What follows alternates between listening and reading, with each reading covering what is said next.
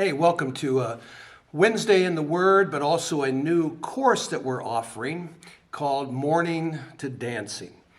And this is based on really two books that I've written. One is called Grief Relief, which is more of a textbook on grief and loss.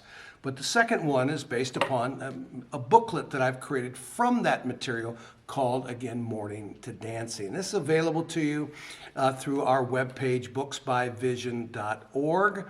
And also, of course, is a part of the course here.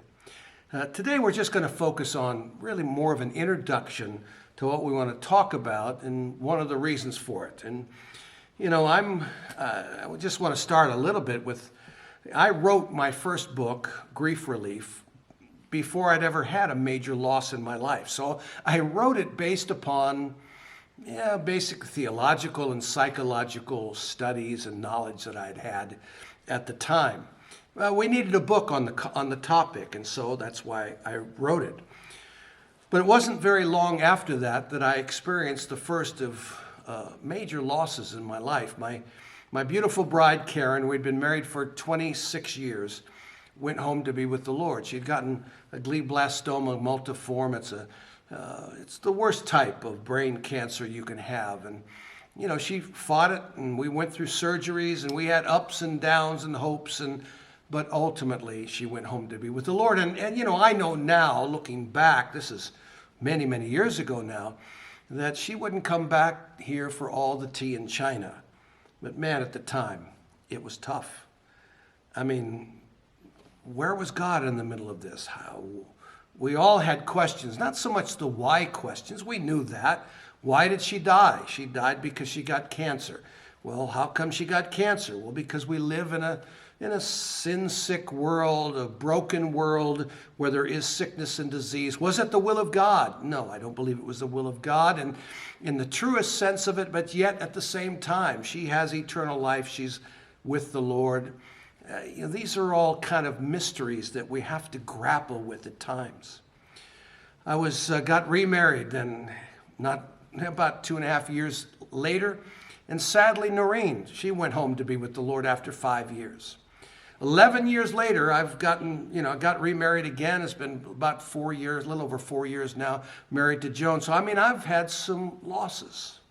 Just recently, one of our staff members, a brother named Ken Nee, just passed away, very suddenly, unexpected. And we're, all over the world because of COVID and all the things that have been happening. There's just folks that have gone through some very, very tough times. And I just want to say, nobody really understands the grief that comes from a major loss. Nobody fully gets it. Nobody experiences it the same way. No one goes through the grieving process in exactly the same way. But we all have to go through it. The fact is, suffering is in this world. And we're all going to face a certain level of suffering in life. I mean, as we get older, if we're blessed to get older, eventually we'll have certain, diminished capacity physically, maybe mentally, whatever. We're going to go through tough times. But I think, it's the way life is. The more that we can plan for it, the more we can prepare for the realities of this life, I think the better we are. We'll talk more about that a little bit later. But one thing's for certain, we're, as human beings, as Christians, we're going to not only have to deal with loss and deal with grieving and deal with the concept of mourning, but we're going to have to help others. And we need to be equipped and prepared to help others in the mourning process. And so, I just want to talk about this a little bit, very openly, very honestly, because it's a topic that really does need to be addressed. So today we're going to just focus on the fact that loss is inevitable in life. Grieving and mourning, however, are somewhat optional. Now, what do I mean by that? I mean, it is true that people who experience a loss, it could be a loss of a circumstance or situation, a loss of a loved one. Of course, that's most difficult. Probably the most difficult of all is the loss of a child. How does one ever fully recover from that? But there's all kinds of losses that we can experience. And the remedy to that, provided, I believe, by God, confirmed within His Word, is the process of grieving, which begins with mourning. You know, Jesus Himself said, "Blessed are those who mourn, for they shall be comforted." I've often asked the question of people, if you've never mourned, if you've never worked through the process, if you've never really expressed the hurt and the pain of the loss, if you've not properly mourned, have you ever been able to experience the wonderful comfort that God can provide by the Holy Spirit? The process of grief relief and mourning it's really required in any loss, whether relational, situational, or self or personal. And so I just want to focus again a little bit in this session on what grief and mourning is. The response of grief, the symptoms of unresolved grief, stages of grief, the process of grief and the grief and mourning process. But we'll get to that probably in later sessions. But for today, we just want to focus on mainly some definitions, the types of grief, and then in our next session, we'll talk a little more deeply about the mourning process. So really, it's defined, grief is defined as heartache, sorrow, bitterness, trouble, anger, a sense of spite. It can speak of a stumbling block, anguish, affliction, pain, adversity. The word itself in the Hebrew speaks about robbed or of worn out, of weak, sick, anxiety, calamity. In the Greek, it's the word to grieve is to sigh, to murmur, to groan, even to have a grudge. Mourning itself is essentially, it's more of an action. It's more of a behavior, if you will. It comes from really the inside out. And in the original language, it speaks about tearing one's hair, beating one's breast, lamenting, fleeing, wanting to run away, to hide, to be sorrowful, to growl, to roar, to wail. And we've seen, and you've probably seen, men and women that have gone through a sudden loss, and they will experience these painful emotions. And I remember as a young Christian growing up and listening to certain preachers, and they will tell you, hey, you know, if you're a believer, you shouldn't mourn. You shouldn't grieve, because we know that to be absent from the body is to be present with the Lord. This is a great day. Well, for most people that really talk like that, I'd like to send them a day of grief or two. So bottom line, it hurts to lose someone. It hurts to have to say goodbye to someone that you love.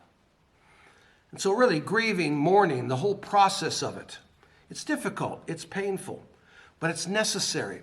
And I think especially now, I mean, really my message here is not just to individuals, but to the church at large. We need to do some mourning. We need to finish some grieving. We need to say goodbye to some things, some hopes and dreams that we've been holding on to, maybe in the political arena, maybe, you know, due to economic changes or because of COVID or what. We need to say goodbye and re-embrace life as God intended. But to do that, you have to be able to say goodbye before you can say hello. Well, as I mentioned earlier, there's different types of grief.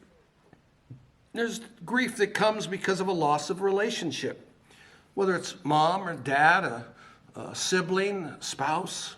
Again, I've sadly buried 2 wives. My beautiful present wife has buried 2 husbands. It's quite miraculous that we found each other, and we found a lot of happiness and joy.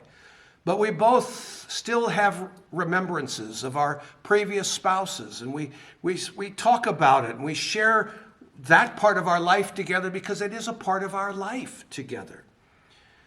But relationships, when they're lost, can be extremely painful. Even the loss of an animal, the loss of a church. And I mean, there's a lot of experience of loss because, again, of COVID and going online and doing, having to do Zoom and Facebook and all of that and not having the relationships.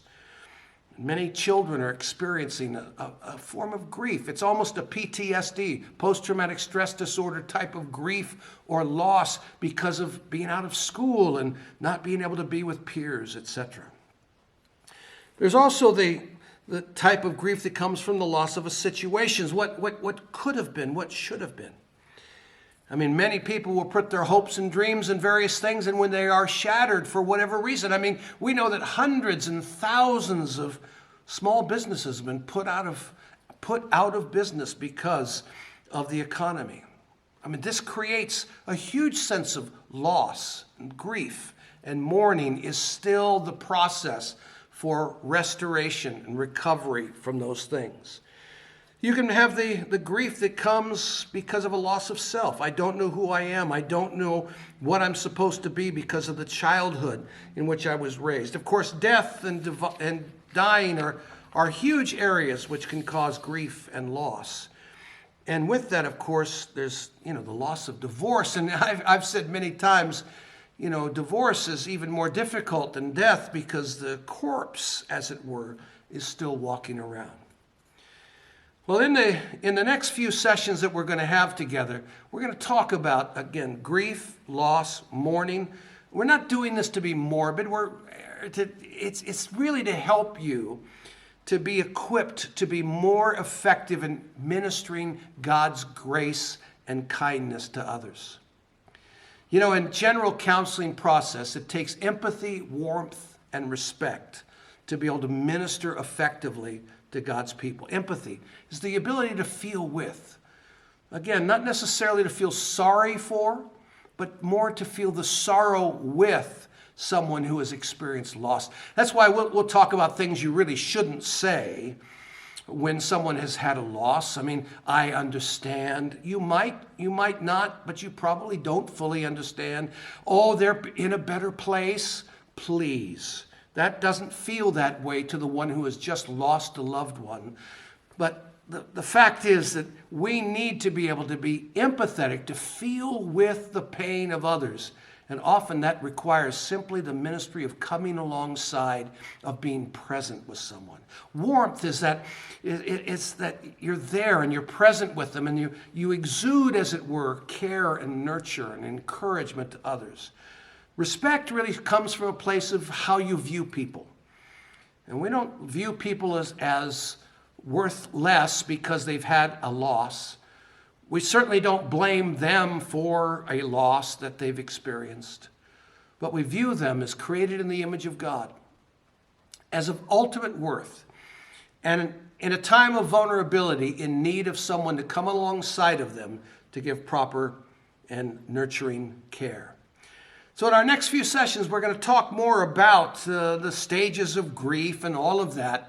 But I hope that this will be a course and a time that it'll just be a blessing to you. It will strengthen you in your area of ministry as you minister to those that are struggling with grief and loss.